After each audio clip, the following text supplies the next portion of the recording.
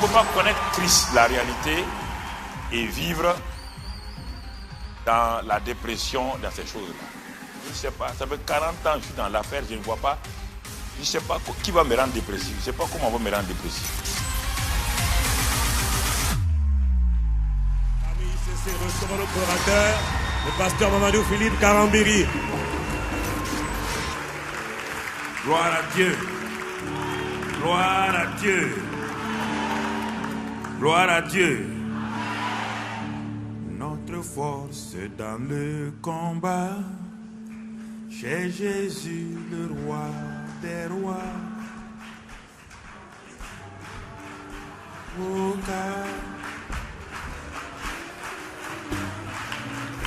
notre espoir, c'est Jésus.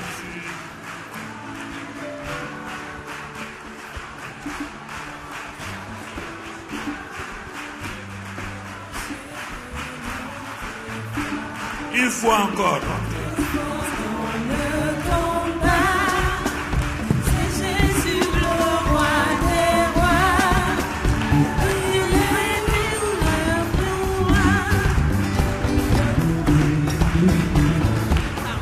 La victoire est acquise, comme nous marchons par le Christ, ainsi par les élus. Alléluia. Notre force dans les combats, c'est Jésus le roi des rois. Dans le ciel, notre avocat, le rocher, notre foi. Notre force dans les combats, c'est Jésus le roi des rois. Dans le ciel, notre avocat, le rocher, notre foi. La victoire est acquise, comme nous marchons par le Christ. Ainsi psalmodie les élus. Les élus. Alléluia. Amen, amen, amen. Merci beaucoup. Acclamez le groupe musical. Gloire à Dieu. Amen.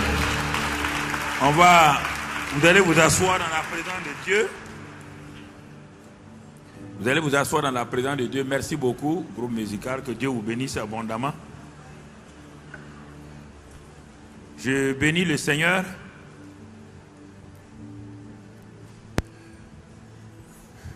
Hier, nous avons parlé du sécateur et le pasteur Yvan m'a mis sous sécateur. Il sait bien que moi, je fais la sieste tous les jours entre 14h et 17h. Il prend son sécateur pour me séquer. Ça, c'est pas gentil. Merci Seigneur. Il faut accepter. Amen. Voilà, il faut apprendre. Quand tu prêches quelque chose, attends-toi à ça. Amen. Gloire à Dieu. Vraiment, nous remercions le Seigneur pour les différents orateurs qui sont en train de nous impacter. Voilà, acclamez le Seigneur.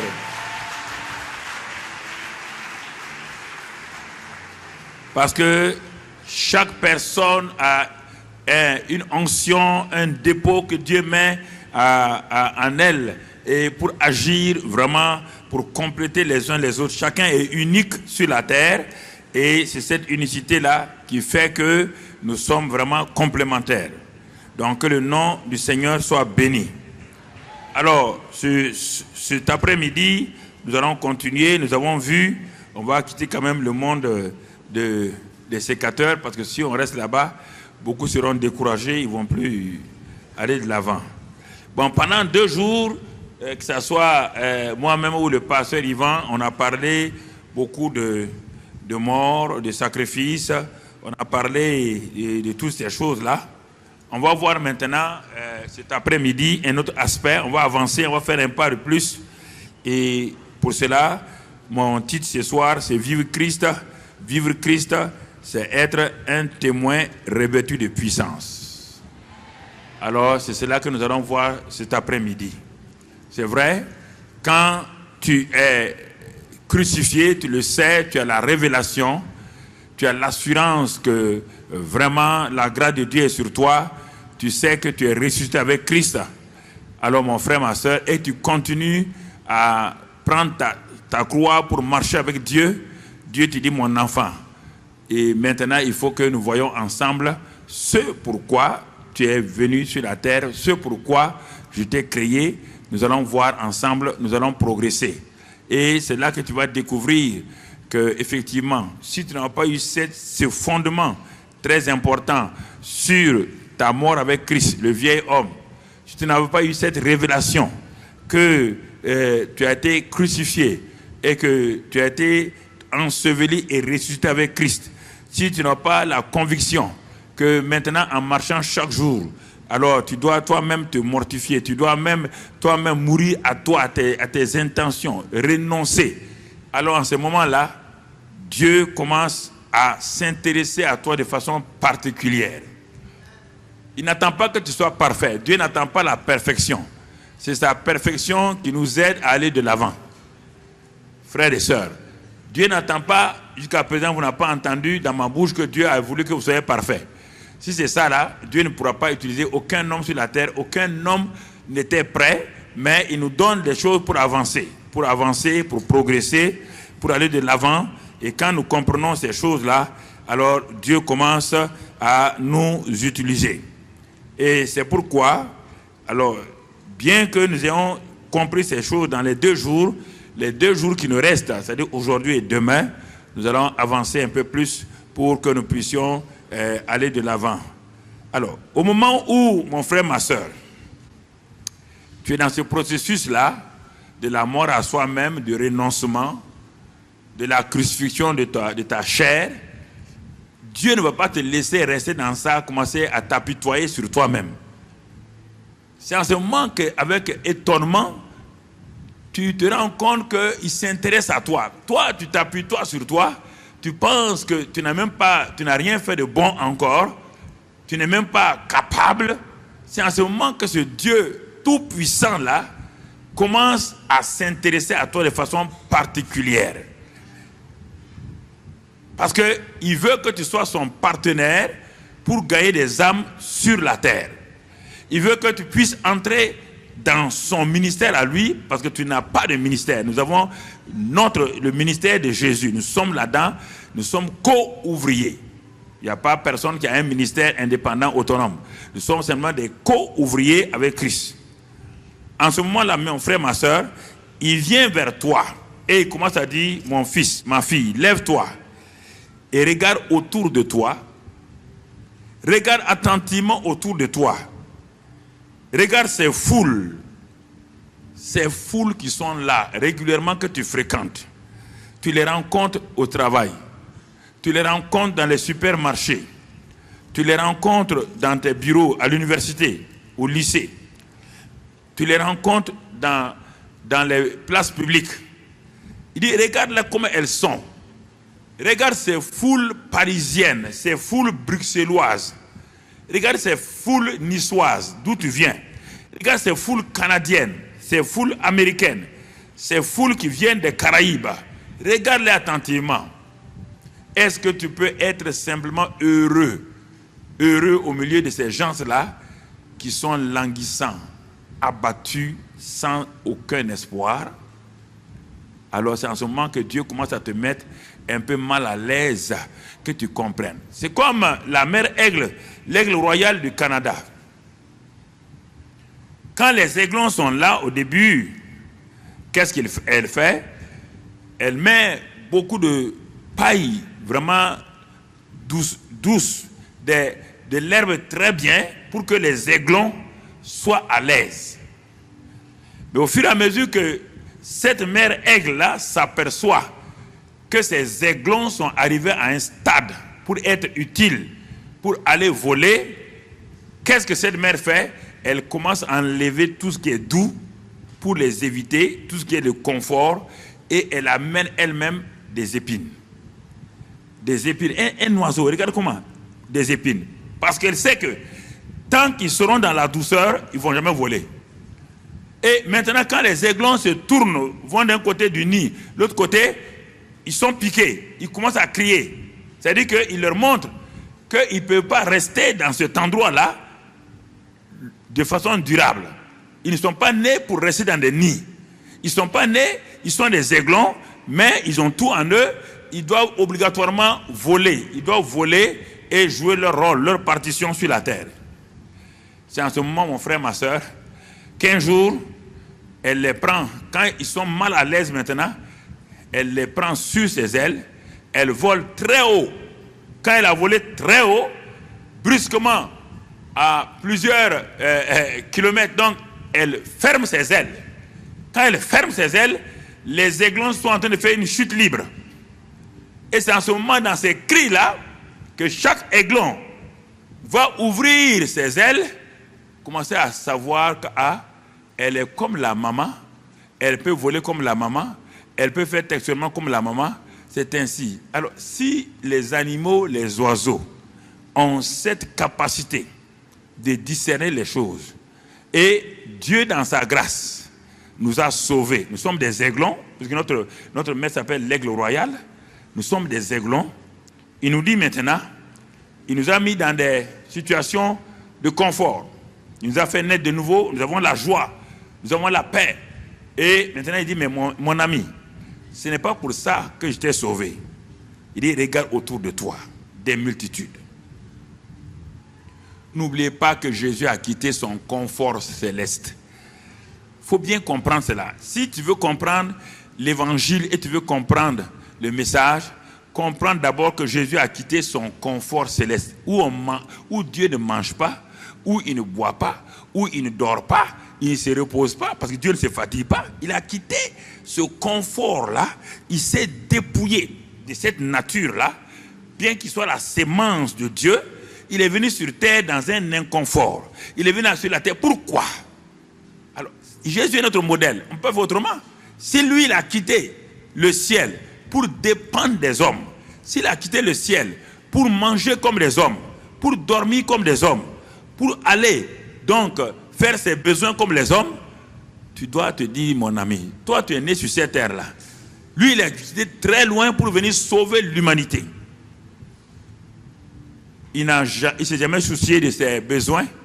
Il ne s'est jamais soucié de savoir ce qu'il va manger, ce qu'il va boire, car il savait que quiconque se met au service du Père, quiconque le Père pourvoit toujours à ses besoins.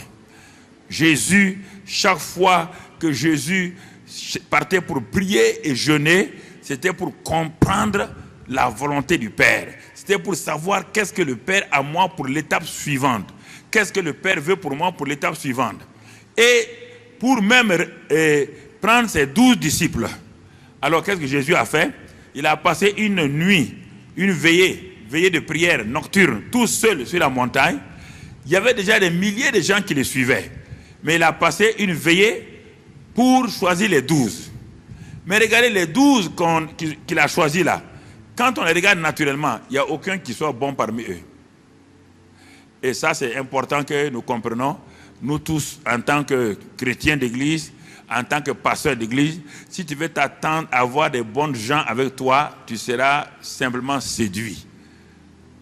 Séduit. Les 12, ils savaient que parmi eux, il y a un qui va les trahir.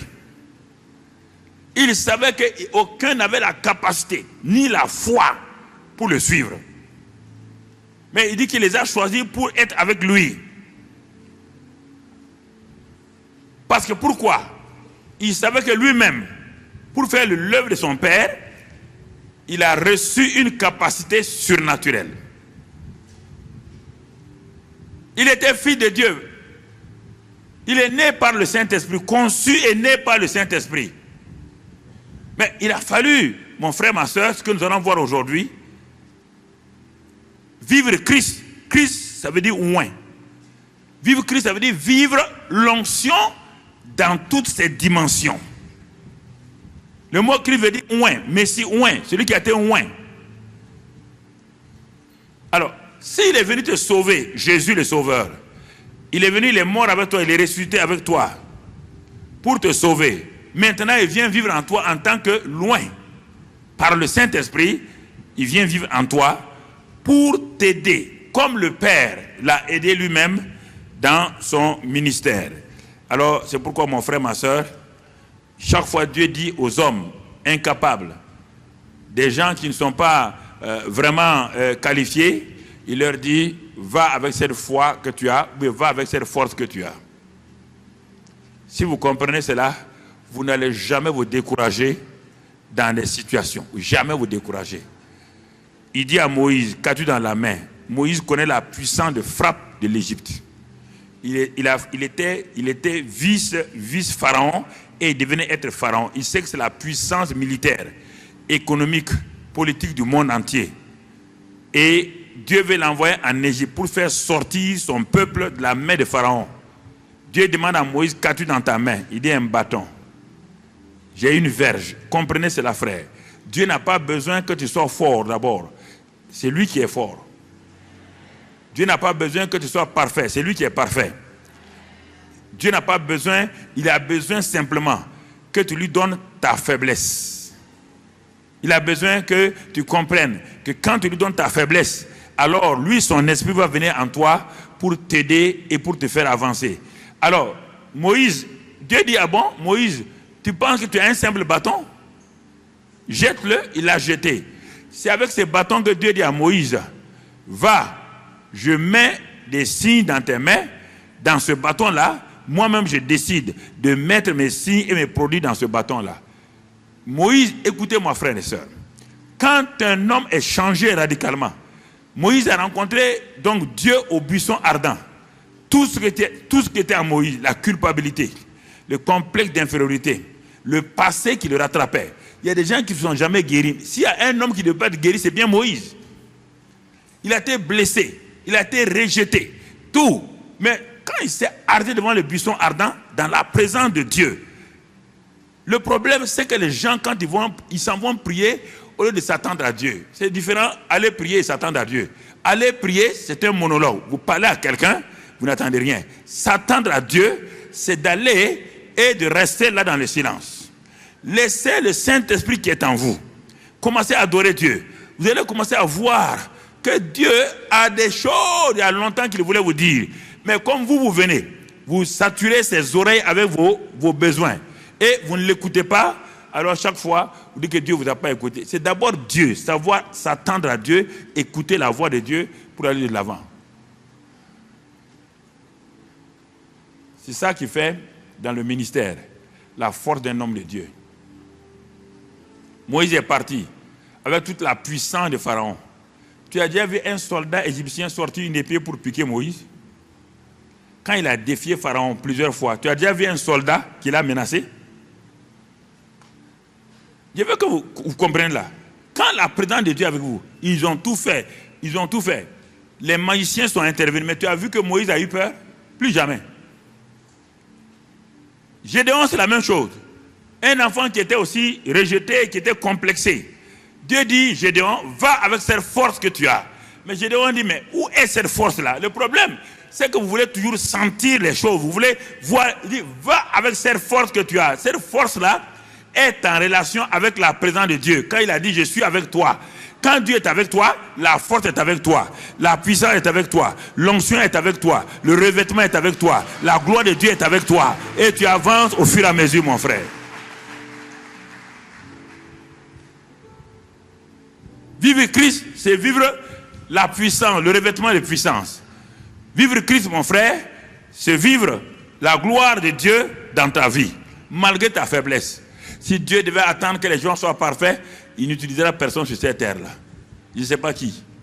Même Jésus qui était parfait, là, il a attendu 30 ans pour l'utiliser.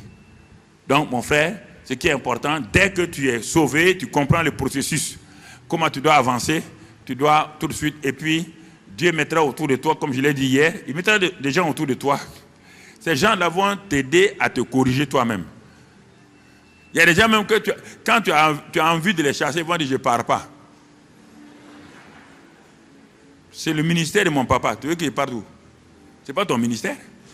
C'est comme ça qu'il faut répondre aux gens. S'il n'a pas commis une grosse faute, il faut dire je ne pars pas. Voilà ton pied, voilà mon pied. On est ensemble.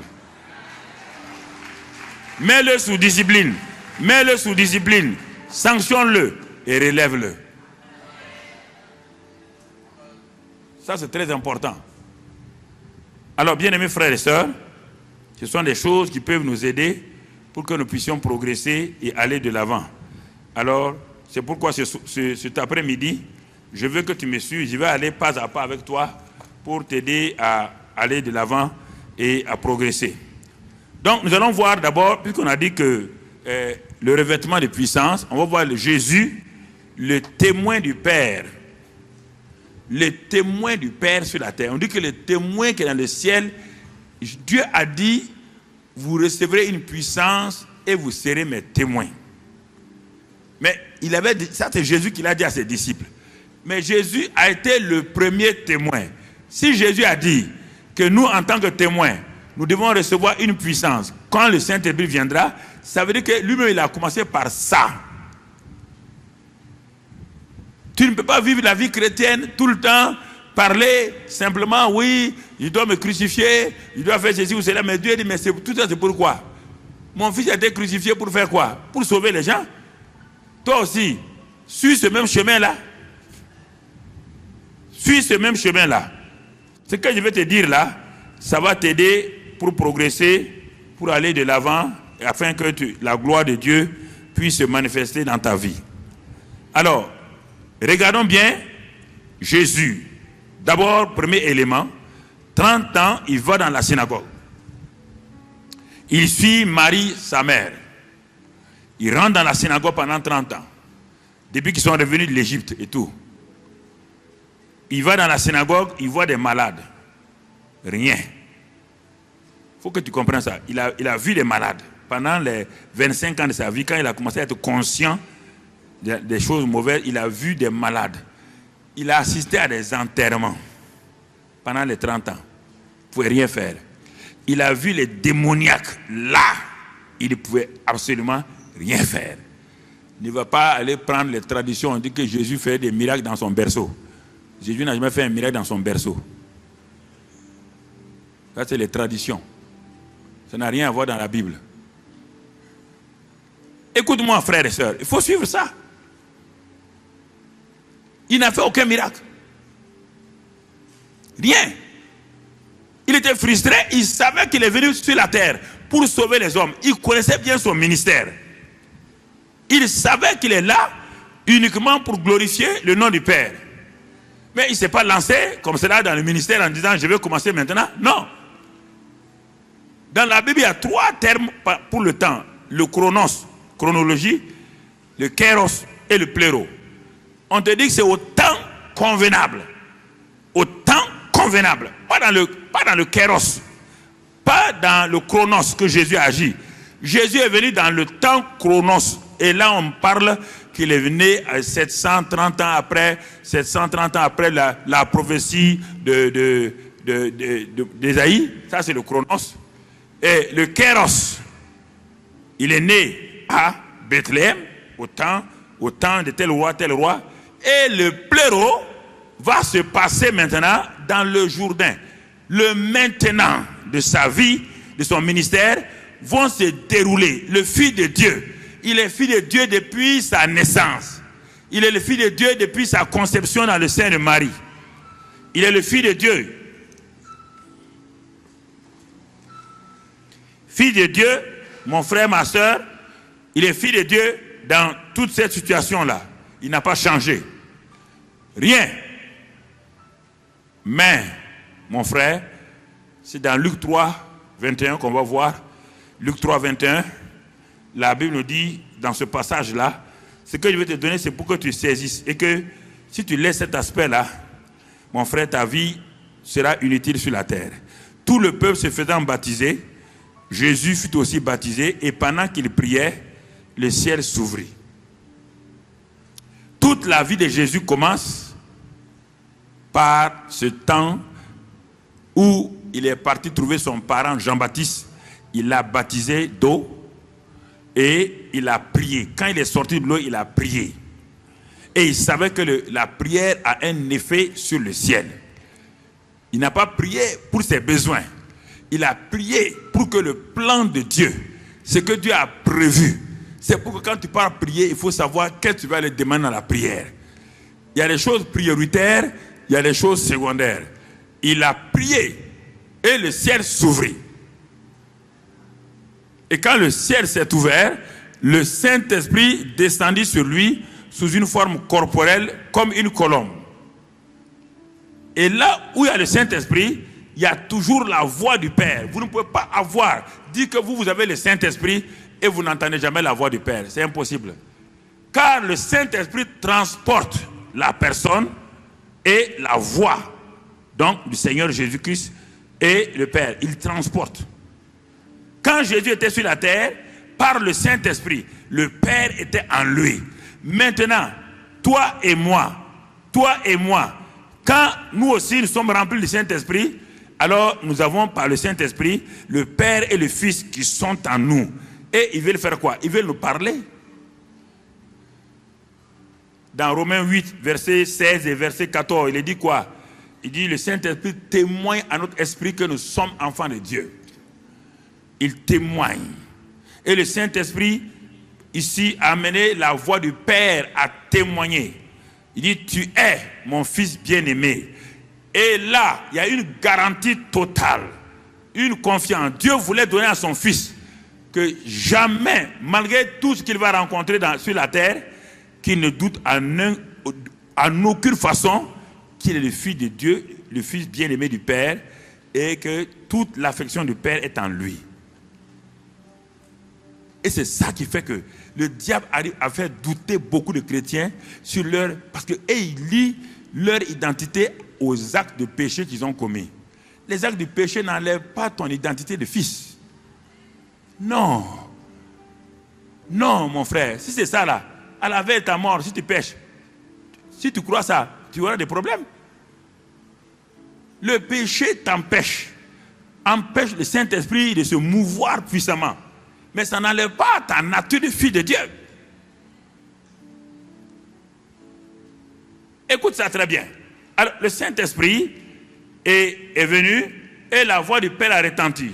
Tu es mon fils bien-aimé en qui j'ai mis toute mon affection. Ça, c'est au Jourdain. On va avancer. Mais il sort du Jourdain. Il n'a pas commencé le ministère encore. Je vais vous parler pour que nous tous nous comprenions cela, pour que nous puissions avancer. Maintenant, le Saint-Esprit va l'amener à une autre dimension, le désert. Luc 4, verset 1. Luc 4, verset 1. Jésus, rempli du Saint-Esprit, revint du Jourdain et il fut conduit par l'Esprit dans le désert. Il fut conduit par l'Esprit dans le désert. Pourquoi est-il allé dans le désert? Il n'est pas allé au désert parce qu'il veut. On dit maintenant, la vie de Jésus est dirigée par le Saint-Esprit qui l'a rempli et qui le conduit. Mon frère, ma soeur, c'est pourquoi on compare parfois les effets du Saint-Esprit avec le vin.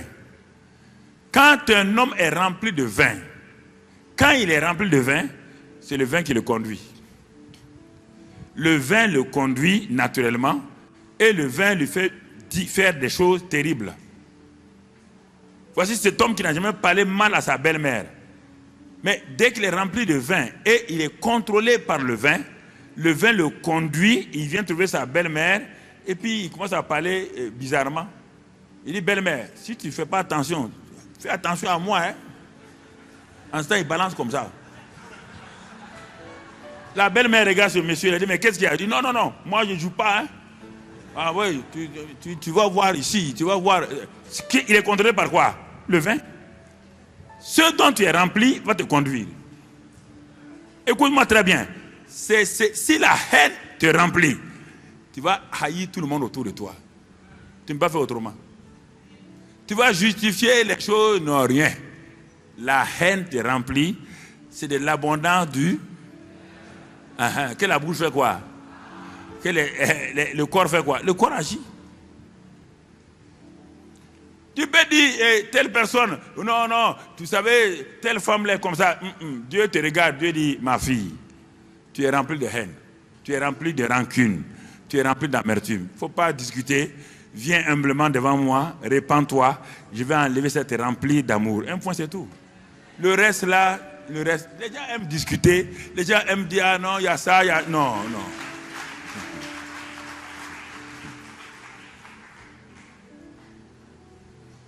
L'amour, c'est l'eau. La haine, c'est le feu. Quand le feu et l'eau se rencontrent, qui est vainqueur? Qui est vainqueur? Quand l'eau et le feu se rencontrent face à face, qui est vainqueur? L'eau. Mais quand tu mets l'eau dans une casserole et tu mets le feu en bas, qui est vainqueur? Voilà. Si, c'est ça. Non, je vous parle sérieusement. C'est-à-dire, vous ne comprenez pas, bon, on va faire ceci, non, vous savez, pasteur, je ne comprends pas. Moi, je ne comprends pas. Dieu aussi ne comprend pas. Dans ce domaine-là, il est bête, il ne comprend pas. Quand Dieu dit de pardonner, quand il dit ces mots-là, vous êtes choqués. Il ne comprend pas. Dans ce domaine-là, quand tu as la haine, là, tu ne veux pas, Dieu ne comprend pas ça. Tu vas lui expliquer, il dit, je ne comprends pas. Tu parles de quel langage? Moi, je suis amour. Toi, tu parles de haine. La haine, c'est Satan. Si Satan est ton oncle, va là-bas. Moi, je ne suis pas ton oncle, je suis ton père. Je suis un père d'amour. Vous savez, les gens se détruisent, s'auto-détruisent, détruisent leur environnement avec des petites choses qui n'ont aucune valeur. Et c'est ça. Et empêchent le Saint-Esprit d'agir.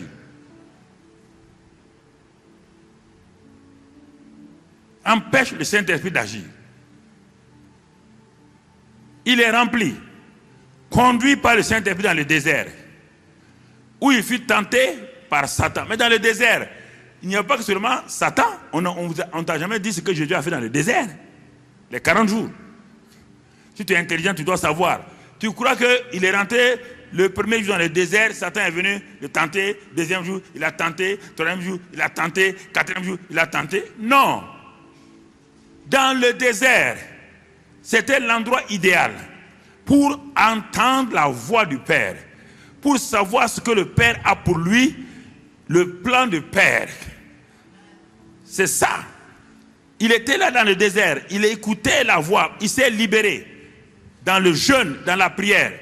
Il s'est humilié devant le Père. Et il voulait entendre, il va commencer son ministère, mais sans avoir entendu la voix du Père. Sauf quand il a dit, tu es mon fils bien-aimé. Maintenant, il veut avoir l'assurance, le plan, le cahier des charges de Dieu pour le ministère. Mais il faut qu'il attende, c'est pourquoi Satan est venu. Si le gars était parti en tourisme au désert, Satan ne va pas le tenter. Satan voit que cet homme-là, qu'il a surveillé depuis 30 ans, il voit qu'il a entendu lui aussi une voix. Tu es mon fils bien-aimé. Il savait que Genèse 3, 15, la postérité de la femme, c'est lui, c'est bien lui. Et il est venu pour faire quoi? Il est venu pour lui écraser la tête. Donc, il s'est préparé minutieusement et il attendait Jésus. Quand Jésus est sorti du désert, premièrement, quand il est sorti de l'eau, il prie, le Saint-Esprit descend. Maintenant, il est rempli du Saint-Esprit. Et il est conduit par le Saint-Esprit. Il est tenté en même temps par le diable. Quand il sort du désert, quand il sort de son jeûne, quand il sort de ce que Dieu a entendu, la première attaque de Satan, c'est sur ton identité. Pour te faire croire que tu n'es pas celui que tu penses que tu es. Et la première chose que Satan a utilisée contre Jésus, si tu es fils de Dieu. Il y a 40 jours en arrière, la voix du Père dit, tu es mon fils bien-aimé. Ça a été fortifié dans le désert par le Saint-Esprit. Et toi, tu viens t'arrêter devant moi, tu veux mettre en doute mon identité de fils de Dieu. Et Jésus n'a pas répondu à ça. Jésus n'a pas répondu à cette question. Non. Pourquoi laisser le diable mettre en doute votre identité? Vous n'êtes pas sûr de ce que Dieu a dit de vous. Il a tenté Jésus de toutes les manières. Il n'a pas pu. Et la Bible dit, dans le verset 14, Luc 4 là, qu'il se retira, choisissant un moment favorable pour revenir. Le verset 4 maintenant.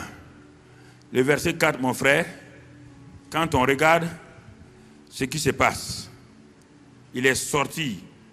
Quand on regarde ce qui se passe dans le verset 14 et 15, 14 maintenant, Jésus revêtu de la puissance de l'Esprit, retourna en Galilée et sa renommée se répandit.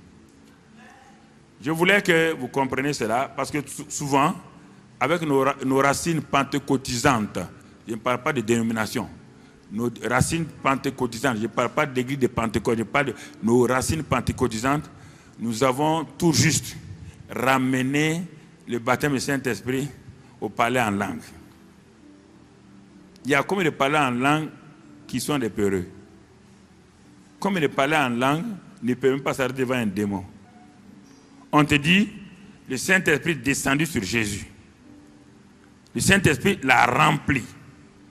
Le Saint-Esprit le conduit. Et à chaque étape, il y a quelque chose qui se passe. Au Jourdain, il s'est livré comme l'agneau qu'on doit laver. Dans le désert, il a livré son corps à Dieu comme un sacrifice vivant, saint, agréable. Ce qui est un culte raisonnable. Et là, toute sa mentalité s'est basée, Romains 12, verset 2. Toute sa mentalité était sous la direction des pensées de Dieu. Il sort du désert.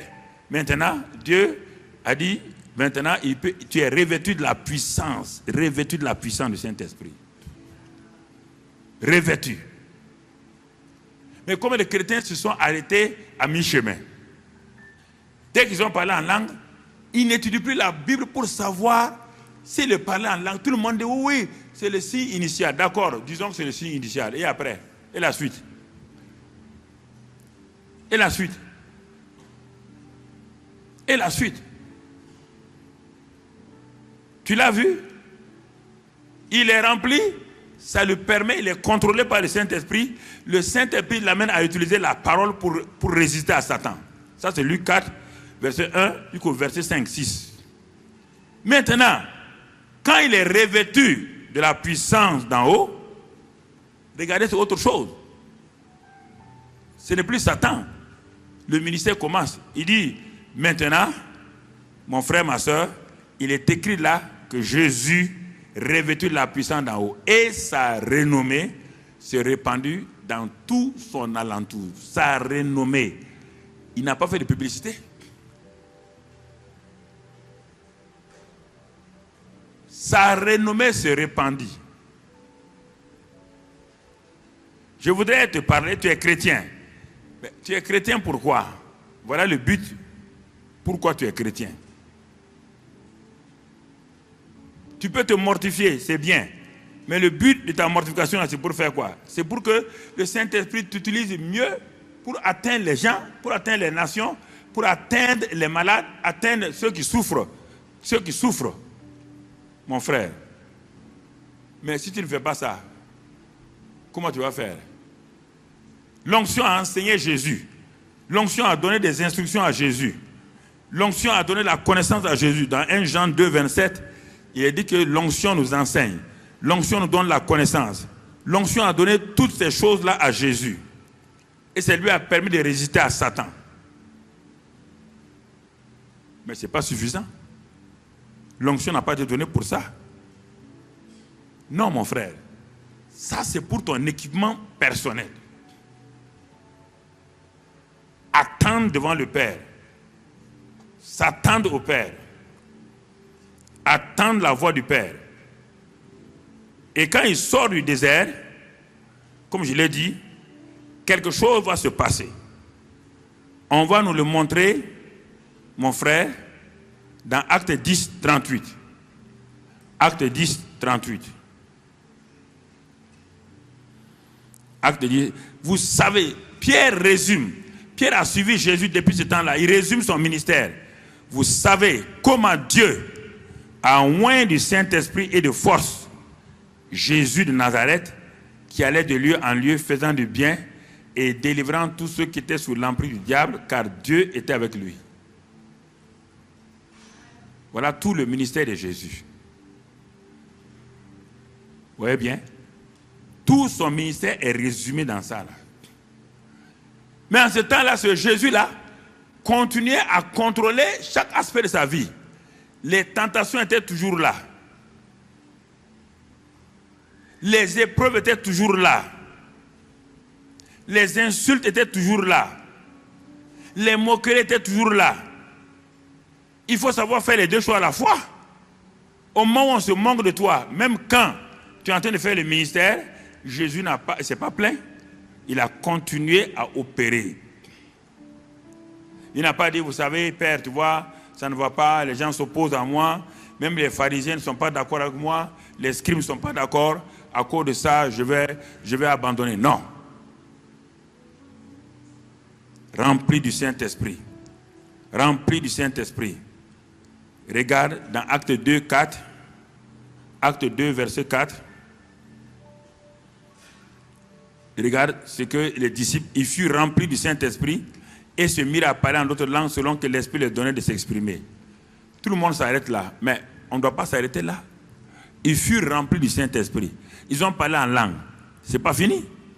La suite, si tu vas au verset 37, Pierre commence à prêcher. Verset 37. Pierre prêche. Après avoir entendu le discours de Pierre, ils eurent le cœur vivement touché et ils dirent à Pierre et aux autres apôtres, hommes frères, que ferons-nous? Que ferons-nous? Quand le Saint-Esprit vient, ton langage et ton message changent. Ton témoignage change. Frère, écoutez ça. Ton langage change, ton message change. Et en ce moment où tu prêches la parole, les dons du Saint-Esprit commencent à se manifester. Parce que tu es un instrument de Dieu. C'est pourquoi Jésus connaissait par la parole de connaissance la vie de la Samaritaine. Il savait ce qui se passait autour de lui. Les dons spirituels se meuvent. Pourquoi? Parce que maintenant, frères et sœurs, il est en train d'œuvrer sous le revêtement de puissance. Pierre a prêché, verset 41. Regardons le résultat. Verset 41.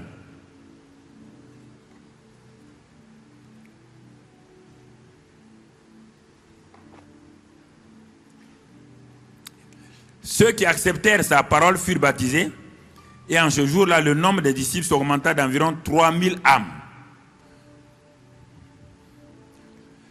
De qui on parle? On parle de Pierre, qui a régné Jésus devant une jeune fille il y a 50 jours en arrière.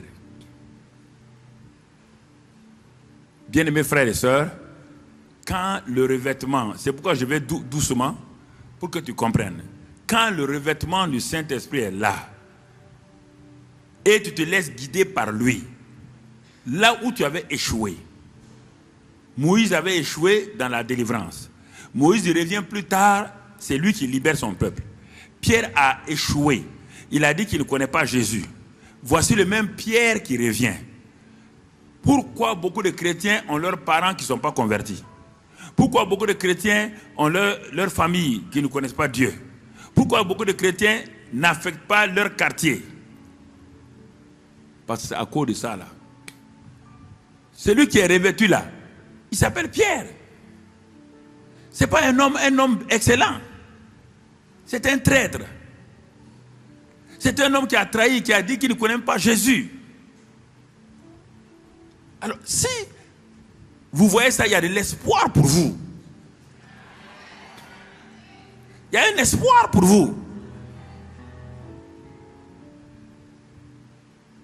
Vous devez lier les deux. La vie intérieure et la vie extérieure.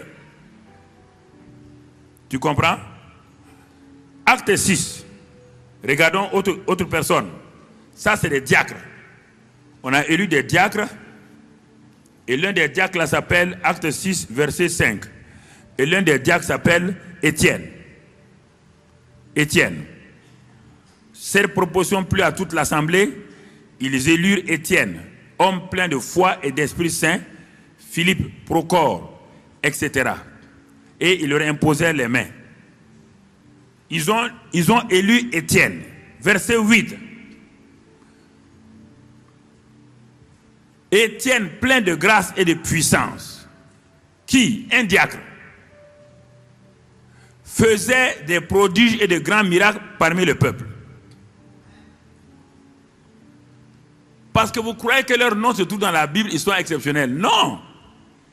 Le nom de Satan, surtout dans la Bible, il n'est pas exceptionnel. Le nom de Jézabel dans la Bible, il n'est pas exceptionnel. Il y a une Bible écrite, il y a une Bible vivante. Et tu fais partie des vivants.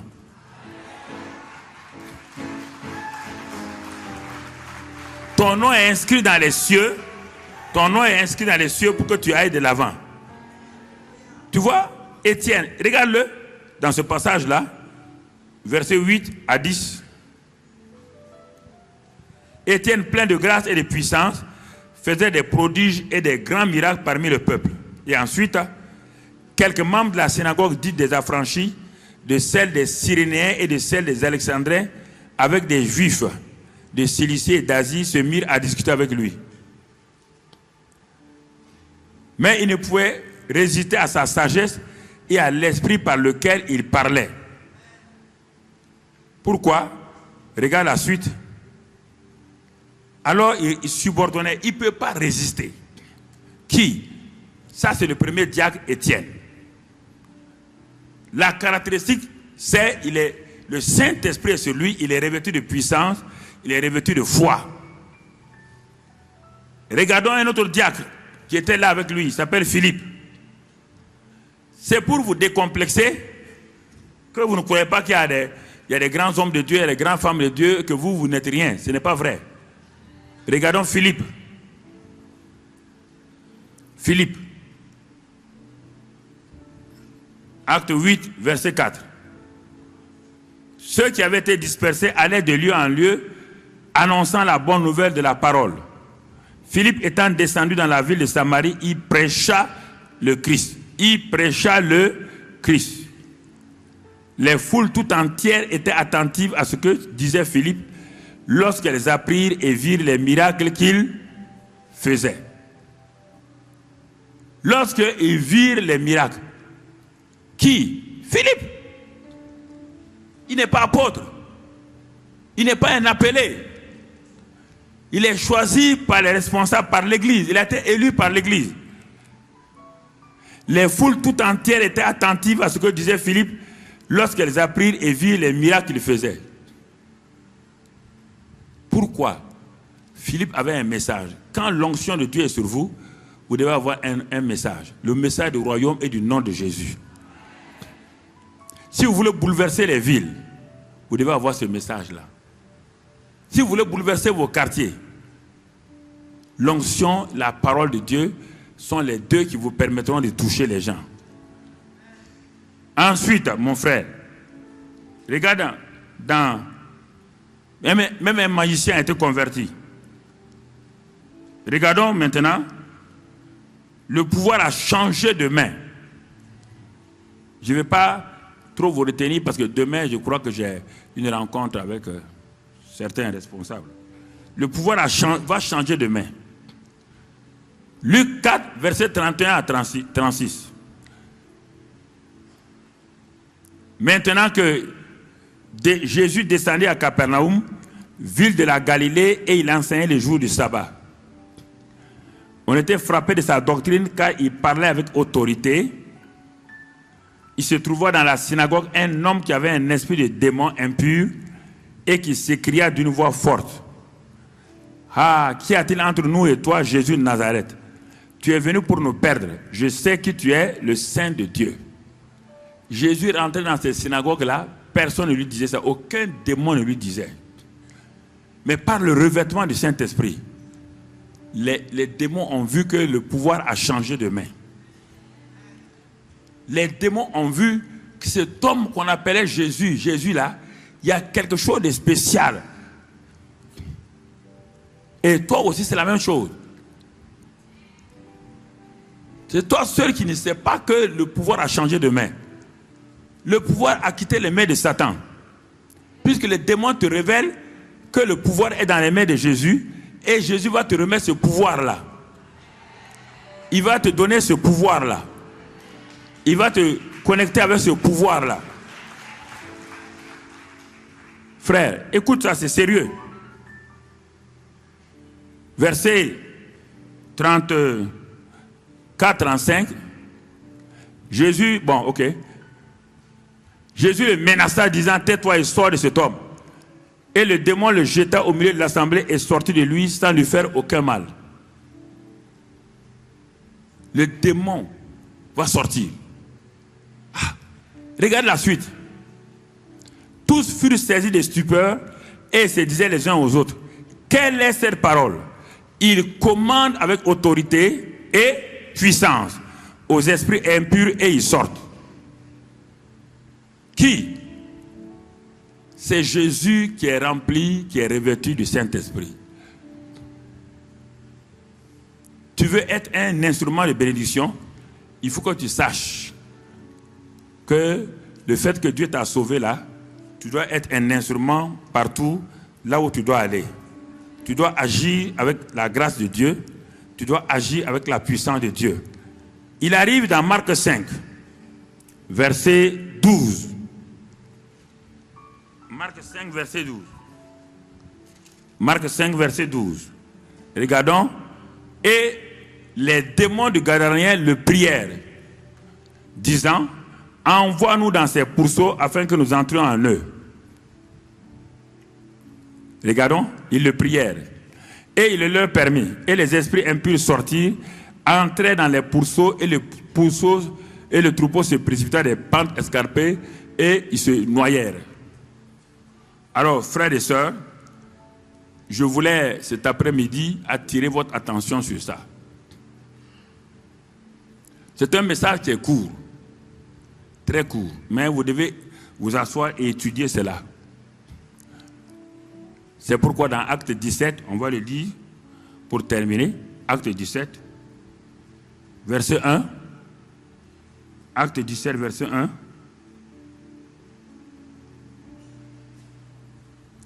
Paul et Silas passèrent par Amphipolis et Apollonie et ils arrivèrent à Thessalonique où les Juifs avaient une synagogue. Verset 6. Ne les ayant pas trouvés, les gens qui cherchaient Paul, Jason et quelques frères devant les magistrats de la ville en criant: ces gens qui ont bouleversé le monde sont aussi venus ici. Quand le Saint-Esprit vient sur nous, nous devenons des bouleverseurs du monde. Le pouvoir a changé de main, nous devenons bouleverseurs du monde. Mon frère, ma soeur, est-ce que tu crois ce court message-là, qui est un message très important pour toi? Baisse la tête, on va prier. Dis avec moi: Seigneur, le pouvoir a changé de main, car par le Saint-Esprit, j'ai maintenant la puissance du Saint-Esprit. Et à partir de cette puissance, je peux œuvrer, glorifier le Seigneur, magnifier son nom. C'est pourquoi je te remercie ce midi. Donne-moi de comprendre que le pouvoir a changé de main et que la gloire soit pour toi seul. Au nom de Jésus, Amen. Que le Seigneur vous bénisse.